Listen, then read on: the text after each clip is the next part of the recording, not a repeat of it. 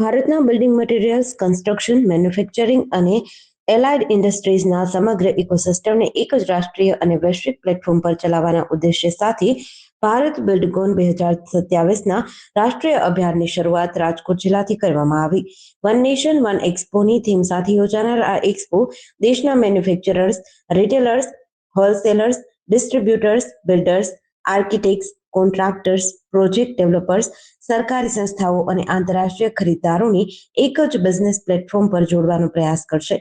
Bharat Buildcon 2027 એક્સપોનું આયોજન 3 થી 6 જૂન 2027 દરમિયાન યશોભૂમિ કન્વેન્શન સેન્ટર નવી દિલ્હી ખાતે કરવામાં આવશે. આ પ્રસંગે જીતેન્દ્રભાઈ કથિરિયા, ડિરેક્ટર ભારત બિલ્ડકોન, મનીષભાઈ પટેલ, પ્રમુખ રાજકોટ હાર્ડવેર મેન્યુફેક્ચરિંગ એસોસિએશન, ઉપપ્રમુખ Jignesh Virdia, secretary Bhaskar Ramolia, treasurer Dilip Rupareliya, joint ઉપપ્રમુખ Jaydeep Piplia, joint secretary Vipul Chhayani, adviser Somesh Malik, Narendra Sanghat, કેપેક્સિલના વેસ્ટર્ન રિજન કમિટીના સભ્ય, બોર્ડ ઓફ ટ્રેડના સભ્ય તથા વિશાલ આચાર્ય સહિત ઉદ્યોગના પ્રતિનિધિઓ અને પત્રકારો ઉપસ્થિત રહ્યા હતા. ભારત બિલ્ડકોનનું વિઝન ડોમેસ્ટિક, ગવર્મેન્ટ અને એક્સપોર્ટ એમ 3 પિલર્સને એક જ પ્લેટફોર્મ પર લાવવાનું છે. ગયા વર્ષે યોજાયેલા કાર્યક્રમમાં 330થી વધુ કંપનીઓ, 40,000થી વધુ ડોમેસ્ટિક વિઝિટર્સ અને 700થી વધુ ફોરેન બાયર્સની ભાગીદારી રહી હતી. મારું નામ મનીષ પટેલ છે અને હું રાજકોટ હાર્ડવેર મેન્યુફેક્ચરિંગ એસોસિએશનમાં પ્રેસિડેન્ટ છું. Rajkot hardware association Bharat Buildcon સાથે પહેલા એડિશનથી જોડાયેલું છે. પહેલા એડિશનમાં ઓલમોસ્ટ અમારા 30 મેમ્બરે પાર્ટિસિપેટ કર્યું હતું અને બીજા એડિશનમાં 40 કરતાં વધારે, અને આ વર્ષે બી એના કરતાં વધારે પાર્ટિસિપેટ કરવા જઈ રહ્યા છીએ. ભારત બિલ્ડકોન થકી અમારા મેમ્બરને ઘણા બધા બેનિફિટ થયા છે. મેમ્બર ફીડબેકમાં લાસ્ટ યરમાં ઘણા બધા મેમ્બરોને ફોરેન બાયર સાથે ઇન્ટરેક્શન થયા છે અને બિઝનેસમાં કન્વર્ટ થાય એવા ઘણા બધા ચાન્સીસ સામે આવ્યા છે. તો આ પ્લેટફોર્મ ઉપર જેમ જીતેન્દ્રભાઈ વાત કરી એમ કે architect, interior, dealer, distributor, builder આ બધા જ ઇન્ડસ્ટ્રીયલ પ્રોફેશન આ એક્ઝિબિશનનું વિઝિટ કરે છે અને એમની સાથે નેટવર્કિંગ કરી અને બિઝનેસ ગ્રોથ કરવા માટે મેમ્બરોને ઘણી બધી મોટી ઓપોર્ચ્યુનિટી મળે છે. તો આના માટે હું બધા મેમ્બરો અથવા બીજા ઇન્ડસ્ટ્રી એસોસિએશન, ઇન્ડસ્ટ્રી ક્લસ્ટરને આ એક્ઝિબિશનમાં જોડવા માટેનું આહવાન કરું છું. આભાર. Narendra Sanghat, western regional committee member, Capexil. Capexil એ એક્સપોર્ટ પ્રમોશન કાઉન્સિલ છે જે મિનિસ્ટ્રી ઓફ કોમર્સ એન્ડ ઇન્ડસ્ટ્રીઝની સપોર્ટથી કામ કરે છે અને સ્પોન્સર પણ મિનિસ્ટ્રી ઓફ કોમર્સ અને ઇન્ડસ્ટ્રીઝ કરે છે.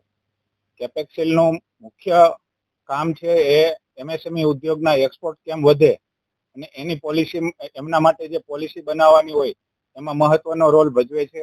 એફટીએ જે પણ થતા હોય એમાં પણ મહત્વનો રોલ ભજવે છે. તેમજ એમએસએમઈને જે કંઈ એક્સપોર્ટ માટેના પ્રશ્ન આવતા હોય એના સોલ્યુશન માટે કેપેક્સિલ કામ કરે છે. એન્ટી ડમ્પિંગ ડ્યુટીના પ્રશ્ન માટે પણ કેપેક્સિલ મહત્વનો ભાગ ભજવે છે. કેપેક્સિલનો એક્સપોર્ટનું કામ હોય અને ઇન્ડસ્ટ્રીના ગ્રોથ માટેનું કામ હોય એ જ વિઝન ભારત બિલ્ડકોનનું હોય. અમે ભારત બિલ્ડકોન સાથે લોંગ ટર્મનું એગ્રીમેન્ટ કરેલું છે અને આ ઇવેન્ટને અમે સપોર્ટ કરીએ છીએ. બિલ્ડિંગ મટીરિયલમાં અને બાંધકામ ક્ષેત્રે બિલ્ડિંગ મટીરિયલનો 9% જેવો જીડીપીમાં રોલ હોય ત્યારે આ સેક્ટરને બહુ મહત્વનું પ્લેટફોર્મ ભારત બિલ્ડકોન આપી રહ્યું છે. અને હું ડિરેક્ટર છું ભારત બિલ્ડકોનમાં. ભારત બિલ્ડકોન જે એક્ઝિબિશન થવા જઈ રહ્યું છે જે 3 થી 6 જૂન 2027 દિલ્હીમાં યશોભૂમિ ખાતે આ એક્ઝિબિશન થશે. એમાં જેમ મેઇન અમારા જે સપોર્ટિંગ પાર્ટનર છે કેપેક્સિલ અને ministry of commerce and industries. હવે જે એક્ઝિબિશનની ખાસિયતની વાત કરીએ તો અમે આને ખાલી એક્ઝિબિશન તરીકે નથી જોઈ રહ્યા. આ ભારતનું એક શોકેસ છે, ભારતનું બ્રોશર છે કે જ્યાં ભારતની કન્સ્ટ્રક્શન ઇન્ડસ્ટ્રીઝને ટેકનોલોજી, સર્વિસીસ, આખી ભારતની સ્ટ્રેન્થને, ચાહે કોઈ પણ રાજ્યમાં મેન્યુફેક્ચરર હોય કે ટેકનોલોજીસ્ટ હોય, તો એમને એક પ્લેટફોર્મ પર લાવીએ અને એ પ્લેટફોર્મને આપણે ખાલી ભારત નહીં પણ વિશ્વ સુધી એને પ્રમોટ કરીએ. તો જે કેસ સ્ટડી છે ચાઇનાની કેન્ટોન ફેરની, તો જે પ્લેટફોર્મ એમને બનાવ્યું છે જેના હિસાબે ચાઇનાની ઇન્ડસ્ટ્રીને ઘણો બધો લાભ થયો. તો એમની ઉપર જ્યારે વિકસિત ભારત 2047નું વિઝન છે તો એ વિઝન સાથે અલાઇન થઈને બિલ્ડિંગ કન્સ્ટ્રક્શન મટીરિયલ અને આ ઇન્ડસ્ટ્રીઝને, કન્સ્ટ્રક્શન ઇન્ડસ્ટ્રીઝને વૈશ્વિક બજારો સુધી કેવી રીતે પહોંચાડવી. એમાં મેઇન 3 પિલર છે.